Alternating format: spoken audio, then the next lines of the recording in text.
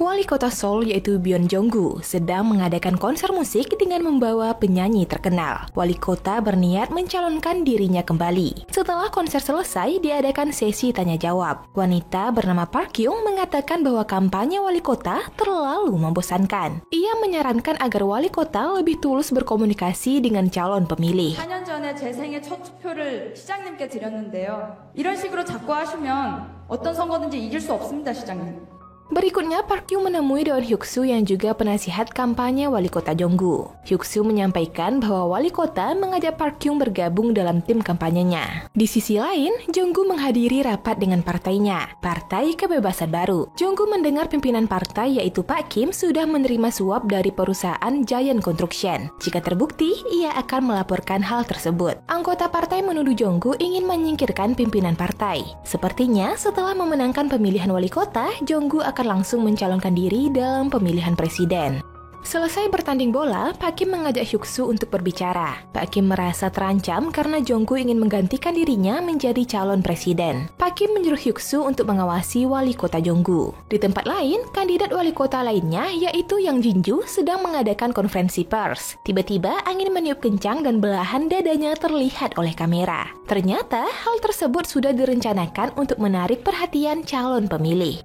Setelah bergabung, Park Kyung bertemu dengan manajer kampanye yang juga seniornya di dunia periklanan, yaitu Ok Jae. Tiba-tiba Hyuk-soo datang dan langsung bertanya apa yang sedang viral di Korea. Park Kyung lebih cepat menjawab dari seniornya. Lalu Hyuk-soo memberikan sebuah HP kepada Park Kyung. Hyuk-soo berkata untuk bergabung dalam dunia politik. Jangan ragu menggunakan cara-cara kotor. Malamnya, Park Kyung menerima kiriman dari Hyuk-soo yang berisi rekaman video wali kota bersama kepala polisi. Wali kota bertanya bagaimana perkembangan kasus pemerkosaan viral yang belum terungkap. Hyuk-soo menyuruh Park Kyung memviralkan video tersebut untuk menaikkan citra wali kota Jong-gu. Sementara itu, Ok Jae sedang berpesta dengan anak buahnya yang lain. Anak buahnya bertanya, apakah wali kota bisa menjadi presiden? Ok Jae menjawab, jika wali kota kandidat Jinju bergabung, maka mereka pasti bisa menjadi pasangan presiden. Keesokan harinya, Hyuk-soo memarahi manajer Ok Jae yang ditangkap polisi di tempat prostitusi. Di saat bersamaan, Park Kyung memberikan hasil rekaman yang sudah ia kerjakan. Setelah itu, tim kampanye kandidat Jinju mendapatkan rekaman video yang berisi wali kota Jong-gu yang sedang menjelek-jelekkan wanita. Mereka langsung menyebarkan video tersebut tanpa tahu rekaman itu hasil editan Park Kyung. Tak lama video tersebut viral di media sosial. Kemudian tim kampanye Jong-gu mengadakan konferensi pers untuk memberikan penjelasan. Mereka memutar video yang asli tanpa editan dan menuduh kandidat Jinju ingin menjatuhkan wali kota Jong-gu. Lalu, wali kota datang dan menyampaikan ia prihatin melihat cara kotor yang dilakukan kandidat lain. Wali kota Jong-gu mengumumkan pencalonannya kembali dan berjanji akan membangun perpustakaan untuk mengenang masa lalu kota Seoul. Selesai acara, wali kota terlihat sangat puas dengan reputasinya yang semakin meningkat.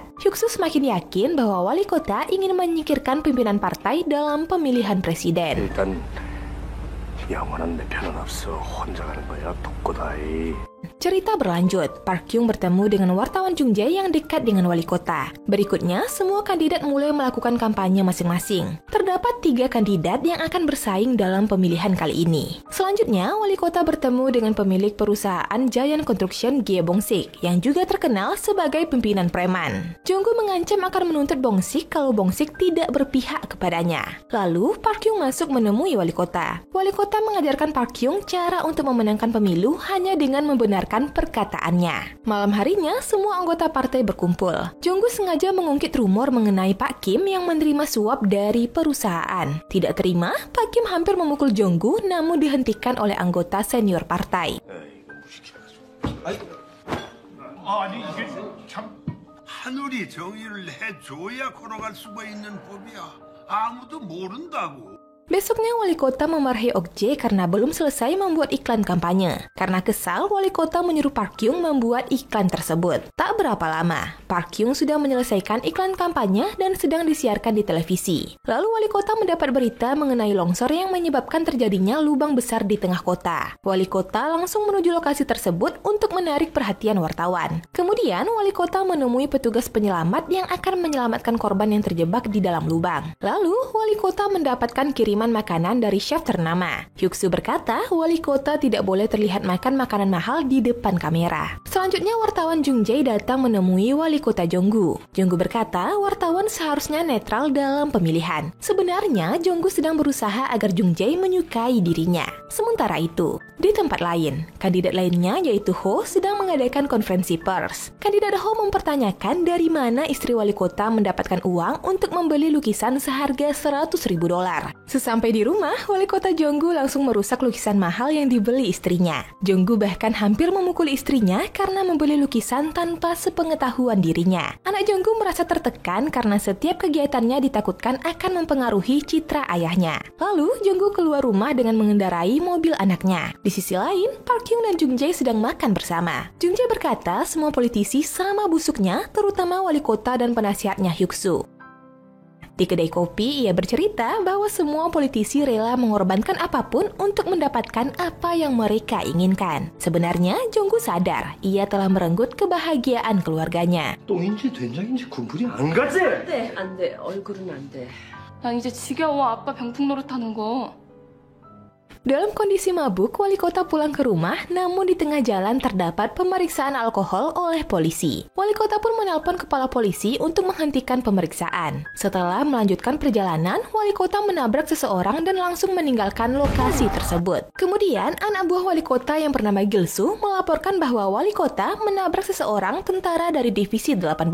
Gil-soo sudah memastikan tidak ada CCTV dan sudah mengambil kotak hitam dari mobil anak wali kota. Namun sepertinya seseorang menyadap percakapan tersebut. Keesokan harinya, Hyuk-soo menyuruh manajer Ok-jae untuk meninggalkan Seoul sementara waktu, karena Ok-jae sedang berurusan dengan polisi. Lalu Hyuk-soo bertanya mengapa Park Hyung bertemu dengan Jung Jae. Hyuk-soo berkata, wartawan Jung Jae selalu berpura-pura menjadi teman sebelum menusuk dari belakang. Di tempat lain secara rahasia, Park Hyung bertemu dengan pembawa acara Yanti yang menyerahkan lembaran pertanyaan debat kandidat wali kota. Yanti akan membantu wali kota memenangkan acara debat tersebut. Lalu, Park Hyung menyerahkan lembaran pertanyaan kepada Hyuk-soo di stasiun TV. Tak lama, acara debat pun dimulai. Kandidat lain mempertanyakan tentang investasi kota yang sedang bermasalah. Pembawa acara Yanti mencoba membantu Jonggu dengan melanjutkan pertanyaan berikutnya. Di tengah acara, wali kota teringat dengan tentara yang ia tabrak. Ia pun pingsan dan dilarikan ke rumah sakit. Di rumah sakit, Hyuk-soo dan Park Hyung memikirkan rencana selanjutnya karena ternyata rating wali kota turun sebanyak 4%. Hyuk-soo berencana mengajak kandidat Ho untuk bergabung. Esoknya, kandidat Jinju menyudutkan wali kota yang terjatuh saat acara debat.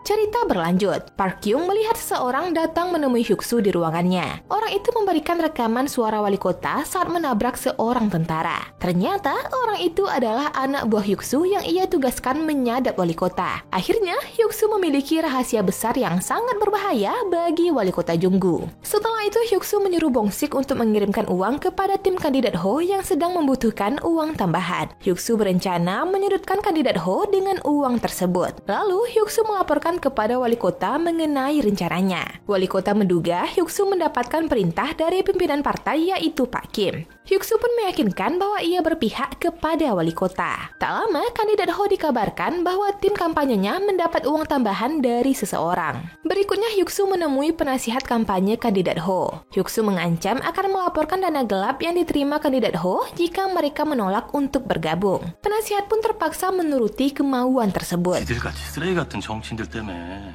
대한민국 이 모양 이 꼴이야. 생각하는 척 하는 거야.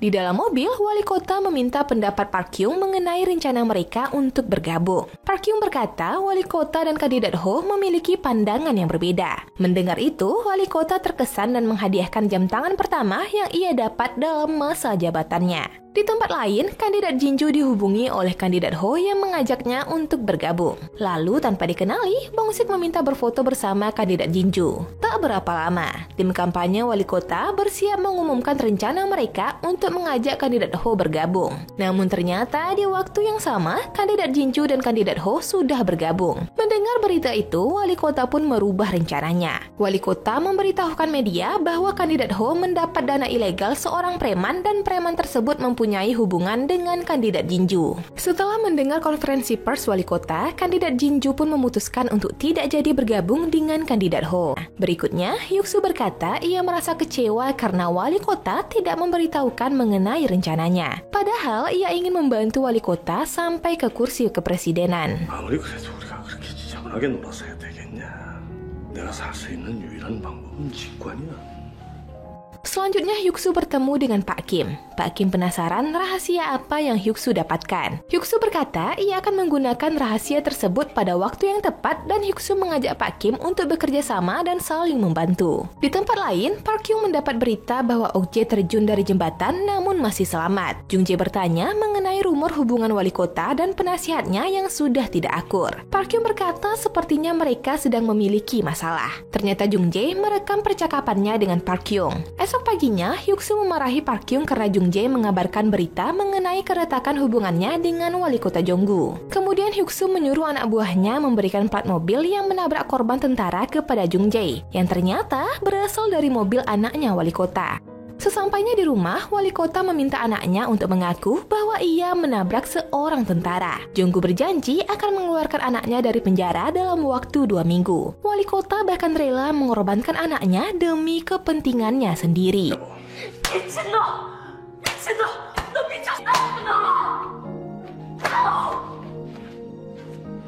Tak lama, wali kota mengadakan konferensi pers untuk mengatakan bahwa anaknya lah yang menabrak korban tentara. Dan tentu saja, kandidat Jinju menggunakan kejadian tersebut untuk mengangkat namanya. Kandidat Jinju juga memperkenalkan anaknya Steve yang baru datang dari Amerika. Setelah itu, wali kota kembali melanjutkan kampanyenya seperti biasa. Tim kampanyenya berencana membuat isu penggunaan narkoba kepada Steve. Park Hyung merasakan keberatan karena hal itu dapat menghancurkan hidup seseorang. Namun Hyuk-soo menyetujui ide tersebut. Lalu, Hyuk-soo membawa Park Hyung ke dalam ruangannya. Hyuk-soo bertanya, mengapa sekarang Park Hyung berpura-pura bersih padahal selama ini ia selalu membantu melakukan cara-cara yang kotor. Setelah berkampanye, kandidat Jinju mendapat berita mengenai anaknya Steve yang menggunakan narkoba. Steve bersikeras tidak pernah menggunakan barang tersebut. Lalu, penasihat Jinju meminta Steve melakukan tes urin untuk membuktikan Steve tidak menggunakan narkoba. Namun, Steve menolak permintaan tersebut. Berikutnya, tanpa sengaja, wali kota dan kandidat Jinju bertemu di depan sebuah lift. Steve menyinggung wali kota yang membuat isu kotor mengenai dirinya. Wali kota pun membalas dengan mengatakan Steve pasti menggunakan narkoba. Lalu, penasihat kandidat Jinju memarahi Steve karena terpancing wali kota, namun Jinju membela anaknya. Penasihat pun mengeluarkan diri dari tim kampanye Jinju.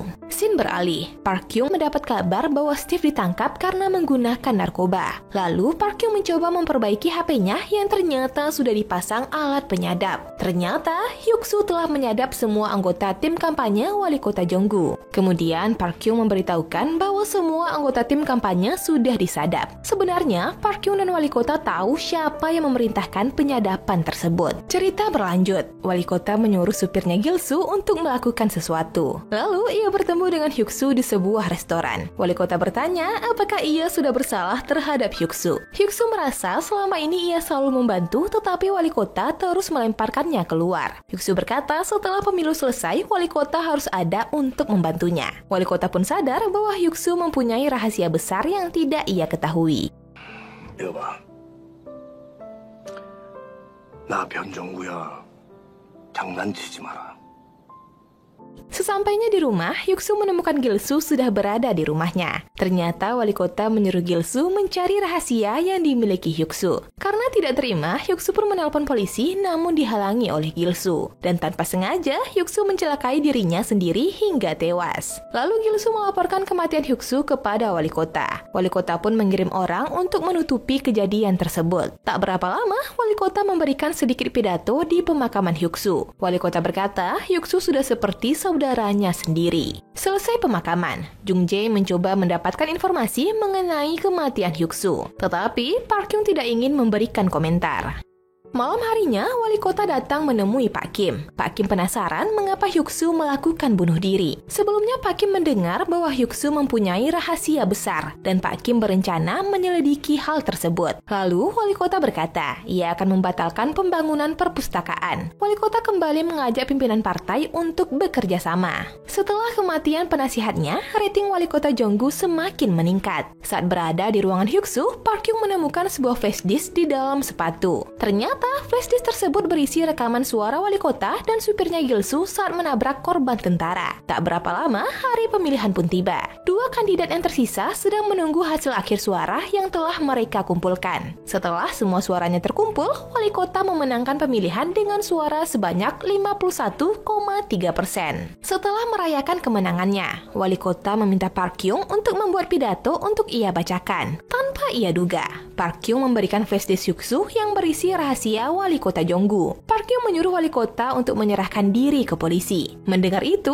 wali kota pun mengancam akan memenjarakan Park Kyung karena selama ini Park Kyung juga ikut terlibat. Park Kyung pun mengundurkan diri dan berjanji akan menegakkan keadilan sebaik mungkin. Setelah keluar gedung, ternyata Park Kyung mempunyai salinan rekaman suara wali kota dan sepertinya ia mempunyai sebuah rencana. 전 절대 심혁수 본부장님처럼 되지 않을 겁니다. 어떻게 보면은 삶 자체가 그냥 선택의 연속이지. Setelah itu, wali kota memberikan pidato kemenangannya di depan media. Ia berterima kasih diberikan kesempatan sekali lagi memimpin kota Seoul. Berikutnya, wali kota mengajak Gil-soo makan bersama. Wali kota meminta Gil-soo untuk terus memperhatikan pergerakan Park Kyung. Lalu, wali kota memaksa Gil-soo makan hingga tersedak, mengisyaratkan bahwa Gil-soo harus selalu turut dan patuh dengan semua perkataannya. Ya, dengan begitu, film pun selesai. 다시요.